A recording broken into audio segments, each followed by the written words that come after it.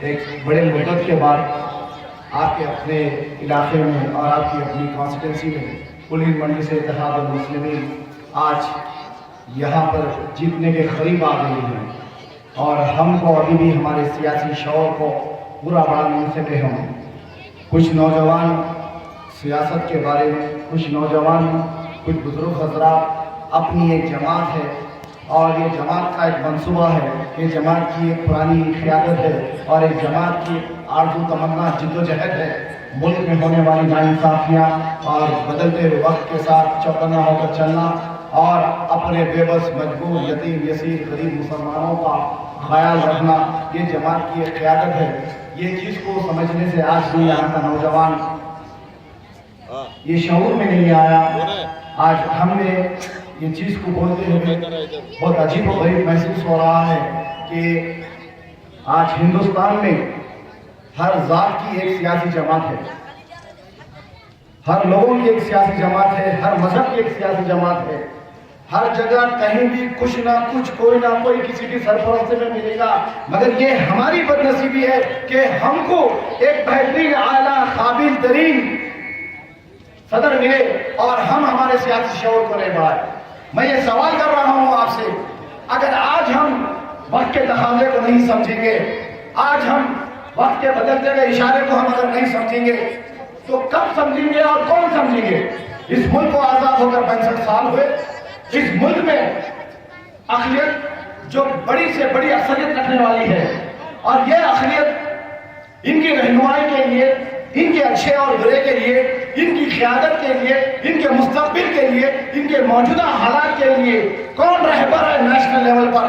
اس ملک کے قانون سے بات کرنے کے لیے ہمارے لیے کون ہے ہم کو جو ہماری قیادت کر سکتے؟ کون ہے جو ایوانوں میں آواز اٹھا سکتے ہیں؟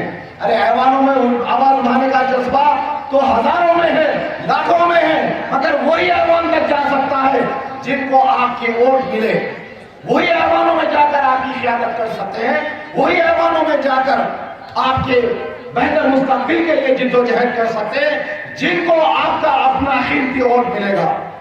آپ کا اپنا قیمتی ووٹ جن کو ملے گا وہ ایوانوں میں جائیں گے، اور ایوانوں میں جا کر حکومت سے آنکھ میں آنکھ ڈال کر ایک بے باک آواز سے، ایک جذبے سے وقت اور حالات جس طریقے سے چل رہے ہیں اقلیتوں کے اور جو ناانصافی ہو رہی ہے اس کے خلاف آواز اٹھا سکتے ہیں اور حکومت کو منوا سکتے ہیں۔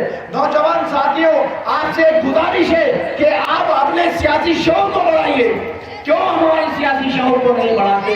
کب تک ہم کانگریس کو جتاتے جائیں گے؟ کب تک ہم TDP کو جتاتے جائیں گے؟ کب تک ہم دیگر جماعتوں کو جتاتے جائیں گے؟ ارے آج ہم کو معلوم ہو گیا ہے ہماری بھی اپنی ایک جماعت ہے اور ایک قابل ترین صدر ہے جن کی سیاست میں ایک ایسی قابلیت ہے، 544 ممبر آف پارلیمنٹ مل کر ان کو سیلیوٹ مارتے ہیں آج، اور ان کو 544 میں سے اعلیٰ 10 ممبر آف پارلیمنٹ کا ایوارڈ ملتا ہے، ان کو سنسد بھون ایوارڈ سے نوازا جاتا ہے۔ ارے نوجوانوں، ارے محترم بزرگوں، عزیز دوستوں، آج وقت کا تقاضا ہے، ہمارے مل کے رہنے میں ہمارا اتحاد ہے۔ آج دیگر جماعتوں نے یہ سمجھ کے رکھا ہے 65 سال سے کہ مسلمان ایک بیوقوف لوگ ہیں، ان کو اچھی بات کرو، ان سے ووٹ لیو، ان سے ووٹ لے کر اعلیٰ کرسی پر بیٹھو اور 5 سال تک ان کے مقدر میں غلامی لکھ دو۔ صدیوں سے چلتے آیا ہے یہ، سالوں سے چلتے آیا ہے یہ، اور آج بھی ہم ان کو ووٹ دیتے ہیں، ان کو اعلیٰ کرسیوں میں بٹھاتے ہیں، اور ہم ہماری ضرورتوں کے لیے عاجزی اور منتیں کرتے ہیں، ان کے ہاتھوں میں پیروں میں آتے ہیں، ان سے عاجزی کرتے ہیں، ان کے پیٹ میں منڈیاں ڈالتے ہیں، ان کے پیے سے ملتے ہیں، 10 بار ان کے آفس کو جاتے ہیں، 10 بار ان کے دفتر کو جاتے ہیں، 10 بار ان کے گھروں کو جاتے ہیں، اور کہیں سے کوئی ہم کو امداد نہیں ملتی، کہیں کوئی ہمارے فریاد کو سننے والا نہیں ہے۔ مگر اب وہ ایسا نہیں ہوگا، وہ دور کوئی اور تھا، وہ نوجوان کوئی اور تھا، وہ مظلوم بے بس مسلمان کوئی اور تھا، مگر آج ہم کو ہمارے سیاسی شعور کو بڑھانا ہے، اور اس مقام سے آپ کے امیدوار ذاکر حسین جاوید صاحب کو جتانا ہے، جتانا ہے، ہر حال میں جتانا ہے، چاہے دنیا ادھر کی ادھر ہو جائے، چاہے کچھ بھی ہو جائے، آج ہم تیار ہیں۔ बोलना है तो जोर से बोलो ताकि मालूम हो मरीज का जलसा हो रहा है।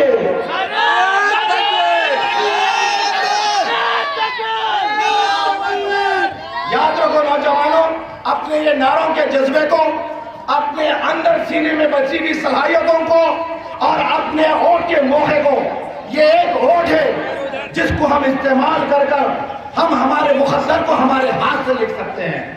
इस मुल्क के बदलते हुए मुकद्दर को बदल सकते हैं हम। इस मुल्क में जो मंसूबे बन रहे हैं, हर जमात चाहे कोई भी हो, वो टूटा हाथ हो, कांग्रेस या बाबू साइकिल टैक्सी हो, या वो गुलाबी घूंघट हो, या वो यतीम बच्चे की कांग्रेस YSRCP हो, कौन सी भी जमात हो, हर जमात का अंदर से एक ही मंसूबा है। कोई दिख कर आता है, कोई दिख कर नहीं आता है। इन्हों थोड़े बदमाश, इन्हों उनसे ज्यादा बदमाश। इनको भी देखे तो वही फिरका परस्ती, इनको भी देखे तो वही फिरका परस्ती। अरे कौन है हमारा हिंदुस्तान में जो हमारे लिए बेहतर सोच सकता है और हमारे दिलों पर एक हमदर्दी का हाथ रख सकता है, हमारे मुस्तकबिल के बारे में बेहतर सोच सकता है। नौजवानों, आंख खोलो, अब वक्त आ गया है। नौजवानों, अपने सियासी शौर को बेदार करो। हर जमातों में देखिए, आप हर मजहब में देखिए, हर जातों में देखिए, हर जगह अवाम में शऊर है और नई नई सियासी जमातें घंटों में मिनटों में बनती है और महीनों में कामयाब होती है और साल 2 साल के अंदर हुकूमत में बैठती है। अरे ये मजलिस की कुर्बानियों को समझो। मजलिस आज इस मुकाम तक पहुंचने के वास्ते क्या क्या मशक्कतें करना पड़ा, किस मुश्किलों से मजलिस यहाँ पर आई। अरे वो भी एक दौर था जब हिंदुस्तान आजाद हुआ, आसिफ जाह हुकूमत मीर उस्मान अली पाशा की सल्तनत आसिफ जाह एक सवाल के मौक़िफ़ पे आ गई थी। हुकूमत हिंदुस्तान सल्तनत आसिफ जाह के ऊपर एक तूफान बनकर टूट पड़ी और आसिफ जाह हुकूमत का खात्मा हुआ। मगर एक पुलिस एक्शन के नाम पर 1.5 लाख मुसलमानों को बेमौत मारा गया, बेमौत मार दिया गया। लाखों उस्मानाबाद, बीदर, हैदराबाद, जितना एरिया रियासत डेक्कन में आया था, चुन चुन कर मारा गया। मैं सवाल करना चाहता हूँ, मेरे अंदर भी इस बात की तरफ है, अरे हिंदुस्तान पैदा हुआ, पैदा होते बर्बादी शुरू हो गई। ये क्या नाइंसाफी है? अरे कैसे हालात मजलिस बनती है? जो वक्त में पुलिस एक्शन हुआ, 1.5 लाख मुसलमानों को मारा गया। मौलाना अब्दुल कलाम आजाद जब हैदराबाद को आते हैं पुलिस एक्शन के बाद और ये चीज को देखने आते हैं कि बर्बादी की वजह क्या है और बर्बाद घरों के, खानदानों के उजड़े हुए हालात कैसे हैं, देखने को आते हैं, तो उन्होंने अपनी किताब में लिखा, आंख में पानी भरकर ये लिखते हैं उन्होंने कि रियासत डेक्कन में पुलिस एक्शन एक नासूर है और ये एक नासूर का मसला मैं हल नहीं कर सका, ऐवानों तक पहुंचा नहीं सका, हुकूमत हिंदुस्तान की आंख नहीं खोल सका। ये नासूर मैं अपने खबर में अपने साथ लेके जा रहा हूं। सरदार वल्लभ भाई पटेल उस वक्त जो रियासत आसिफ जाह के ऊपर, रियासत सल्तनत आसिफ जाह के ऊपर जिस तरीके से उनके अपने मंसूबे थे, जिस तरीके से मीर उस्मान अली पाशा की एक स्टेट को बर्बाद करने के जो ख्यालात थे और उनको कैप्चर करके हिंदुस्तान के अंदर इसको लेना था, हमको उससे बैर नहीं है। मगर जो बर्बादी हुई, जो रात तक का रईस आदमी हुआ करता था, रात तक का बड़ा जागीरदार हुआ करता था, सुबह की सूरज की किरणों के साथ रोड का फकीर बन गया। इस्मतें लुटी, इज्जतें लुटी, जागीर लुटी, दौलत लुटी, मनसब गए, कारोबार गया, जाने गई, दुकानें गई। वो बर्बादी के दौर में मुसलमानों के जहन में, मुसलमानों के दिलों में एक ऐसा खौफ बैठा हुआ था। तो वो दौर में मजलिस का अहरिया होता है, वो दौर में मजलिस को बैन कर दिया जाता है, वो दौर में दारुसलाम को हुकूमत हिंदुस्तान अपने कब्जे में लेती है और पंडित जवाहरलाल नेहरू कहते हैं दारुसलाम को हम एक शर्त पे आजाद करेंगे, मजलिस इत्तेहादुल मुस्लिमीन को एक नेशनल लेवल का मदरसा बना दो, एक कौमी मदरसा बना दो, इसको सियासी जमात बनाने का हम इजाजत नहीं दे सकते। 10 साल की जिद्दोजहद, 10 साल की कड़ी मेहनतें, 10 साल की मशक्कतें मौलवी अब्दुल वाहिद अवैसी साहब की, वो 10 साल की जिद्दोजहदों के बाद مجلس ریکانسٹیٹیوٹ ہوتی ہے، مجلس اتحاد المسلمین سے کل مجلس اتحاد المسلمین ہوتی ہے، دارالسلام کو واپس قبضے میں لیا جاتا ہے اور نوجوانوں میں، ریاست دکن کی عوام میں گھر گھر پھر کر جا کر ان کے سیاسی شعور کو بیدار کرتا ہے۔ تو لوگ بولتے ہیں مولوی عبدالواحد اویسی صاحب، مجلس کی کیا ضرورت ہے؟ کیا اتنی بربادی بس نہیں ہوئی؟ سیاست کی کیا ضرورت ہے مسلمانوں کو؟ کیا اتنی بربادی کے منظر کافی نہیں ہے؟ وہ دور سے مجلس پنپی ہے۔ مولوی عبدالواحد اویسی صاحب اپنے جانشین کے ساتھ، سالار محترم کے ساتھ 10 سال محنت، مشقت، جد و جہد کرتے ہیں حیدرآباد میں صرف مسلمانوں کے دلوں سے خوف نکالنے کے لیے۔ 10 سال کی جد و جہد کے بعد، 10 سال کی محنت کے بعد مسلمانوں کے دل سے خوف نکلتا ہے، اور جب جا کر جماعت ایک مقام پر پہنچتی ہے۔ جب مجلس کے جلسے ہوتے تھے اس دور میں، تو لوگ گھر سے نکلنے کے لیے ان کے پاس ہمت نہیں ہوتی تھی، کھڑکیوں سے سنتے تھے، دروازوں سے سنتے تھے، مگر کسی کی ہمت نہیں تھی کہ جلسہ گاہ میں آئے اور تشریف رکھے، بیٹھ کر مخاطب ہونے والوں کو سن سکے۔